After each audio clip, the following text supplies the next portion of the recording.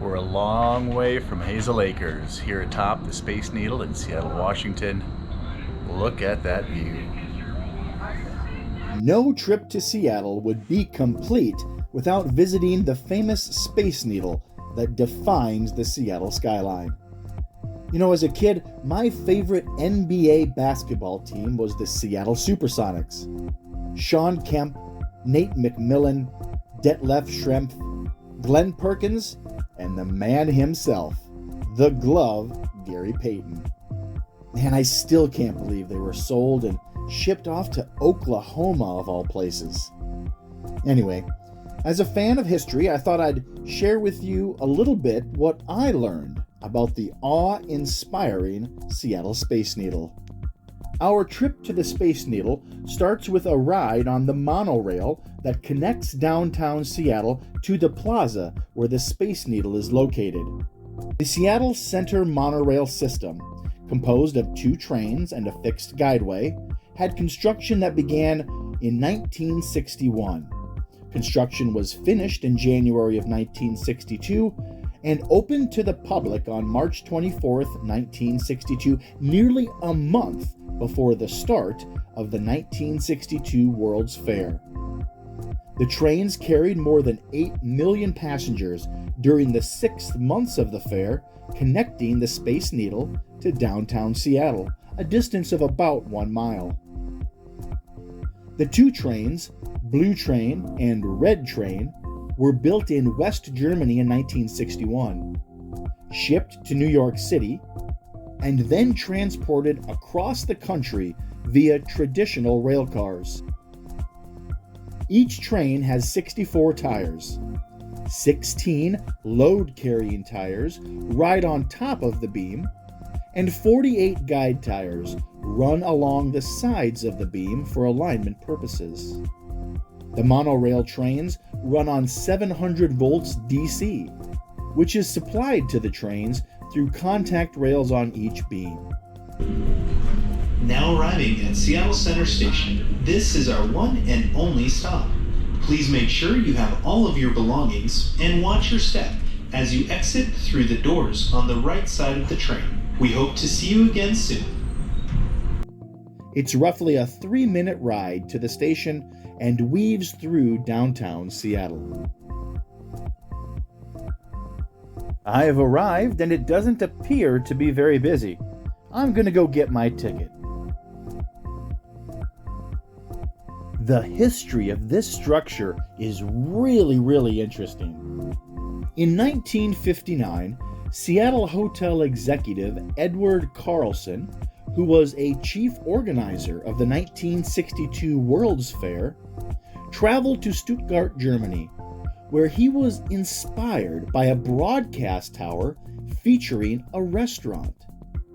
He doodled an idea on a hotel cafe napkin that would go on to become the iconic Space Needle and the centerpiece of the 1962 World's Fair. The final design was agreed upon just a year and a half before the World's Fair. Focus then shifted to finding a suitable building site. At the last moment, shortly before the deadline, a proper 120-foot by 120-foot lot on the site of an old fire station was secured. This was a mere 13 months before the opening of the World's Fair. Construction was managed by the Howard S. Wright Construction Company and progressed quickly. An underground foundation was poured into a hole that took 467 cement trucks an entire day to fill. At the time, it was the largest continuous concrete pour ever attempted in the West.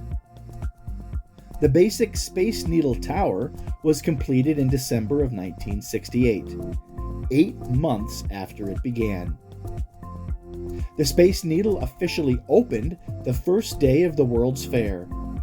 During the expo, the tower hosted an estimated 2.65 million visitors. They included world celebrities, including Elvis Presley, Prince Philip of Great Britain, Bobby Kennedy, Walter Cronkite, John Wayne, Bob Hope, Billy Graham, John Glenn, Jonas Salk, Carol Channing, Neil Armstrong, Lyndon Johnson, Walt Disney, and scores of others.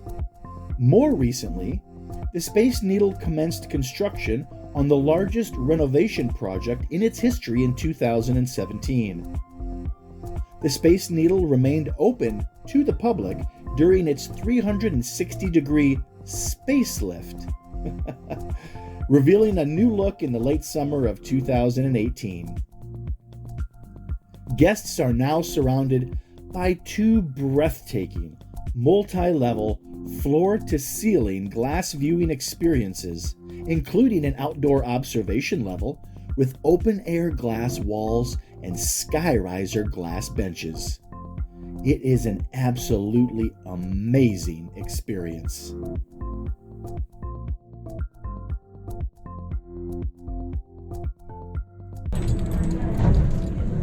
Welcome back to the elevator, guys. Feel free to ask any questions if you guys have them.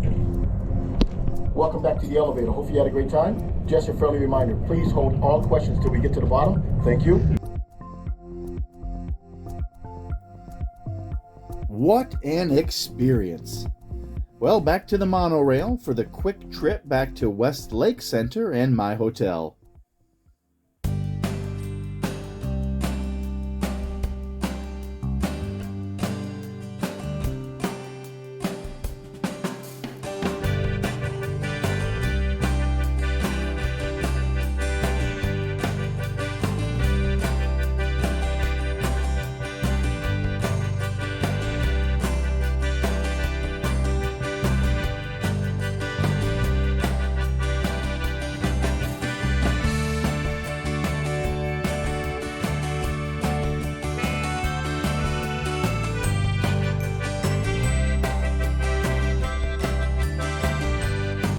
I hope you enjoyed visiting the Seattle Space Needle with me. Now back to the Partners in Community Forestry Conference. But we'll see y'all again real soon.